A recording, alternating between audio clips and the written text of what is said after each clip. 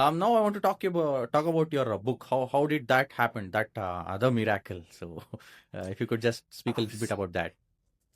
Yes. So like throughout the process of starting this company, I started documenting what was going on, and then Mm, this idea came early on. Like, man, mm, I should be telling people how this all happened because mm, it was mind blowing. Like I was just overwhelmed with a responsibility. Like mm, I had to tell people the truth mm, about what has gone on. So I mm, started writing down some notes, and then um, February 1st, I was forced to shut down my operation, the production, because the demand was so high and I couldn't keep up. I mm, needed to scale the business. And then that was my only income. So I had to do something out of necessity. So necessity is the mother of invention, they say, right? mm, mm, So I got the timeline and the structure of my whole story mm, laid out pretty mm, quickly. mm, And then I published a book. So now I kept the brand alive, but now the brand kind of got widened with a personal brand and the product brand. And now there's a book out there in the market in mm. the same stores that my product's in. That is quite beautiful. What I observe in all your journey is that you don't know what you're doing, but you have picked up a lot of skills that it is not easy to gather in one lifetime. You've been a caddy, and you have been into sales and marketing. You're a musician. You write books. You're almost a chef. You're a content Almost a creator. chef. Yeah, Quite yeah. quite inspiring to hear your story. Now I want to get into your current stage of the journey. So how is Apastioli, if I'm Yep, taking the that's name right. Good properly? job. Yeah, Yep, yep. Apastioli. So how is the journey of Apastioli currently? Um, So where does it I've got stand? pending I've got pending orders from hundreds of stores, big Hmm, ones, hmm, and but I couldn't produce enough product from the facility I was at because I was doing everything by hand. It was hmm, just me and my wife, and it was exhausting. Right when we had yeah. third shift, we had to do it from 8 at night to 4 in the morning was when we were Oh, able to use the facility. So anyway, and I'm driving all over the state to deliver these cases of product. It was so I shut down the operation in February, and then I started seeking for co-manufacturers who could mass produce the product. But hmm, that wasn't looking too good because I just didn't get a good feeling about it.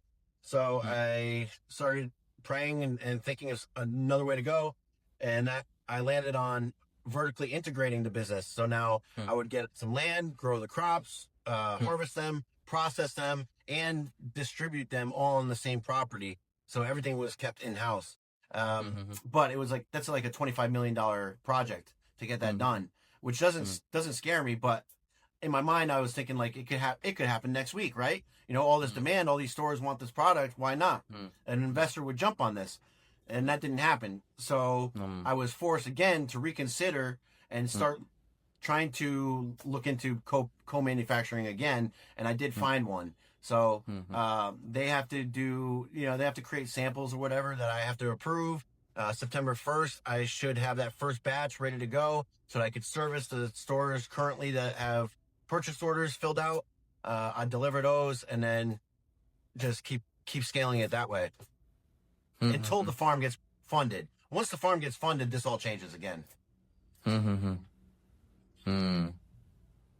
Even with a lot of setbacks, so what I've seen observed is you always made sure that you come out on top of no matter what hardships that is thrown at you. uh, Yeah, that is something you, else. Yeah. you have to be adaptable and you have to know when to pivot, right? Mm, Like, don't mm, get stuck in one spot and don't have only one option. You got to leave mm, yourself some options and some room to maneuver mm, and navigate through the hardships because the hardships are guaranteed. They're coming. mm, There's going to mm, be setbacks. There's no way mm, to get out of this unscathed. mm, mm, mm, mm. That is beautiful. Now I'm moving on to another curious question. Apastioli. So from that label to Apastioli, why did you name it Apastioli? Any particular reason to come up with this name? No, man. It was just playing word games, just throwing things out there, ideas. They sounded stupid. They sounded silly. And Mm, again, bounce them off of other people. And I came up with Apasta. It was going to be Apasta, right? Yeah. Because my lawyer said, come up with something that isn't even a real word. Just make something up that nobody could possibly have, so we don't have to go through this ever again. So I said Apasta, and my wife is like, no, Apastioli, because Italian words have that Oli sound, like Bertoli. You got, all these different brands that Ratatouille. Italian genre. Yeah, ratatouille. So Right. we just put those two words together, and here we are. Mm. And it kind of sounds like apostle and oli, which is the Italian word for oil. Which there's oil in my product, and it's like I'm being called on this faith-driven mission. I guess kind of like being an apostle. So it kind of works. It just works. Yeah, there is a lot of background now when you say apostle and Oli, the oil. So a lot of synchronization in your story that I see. Right.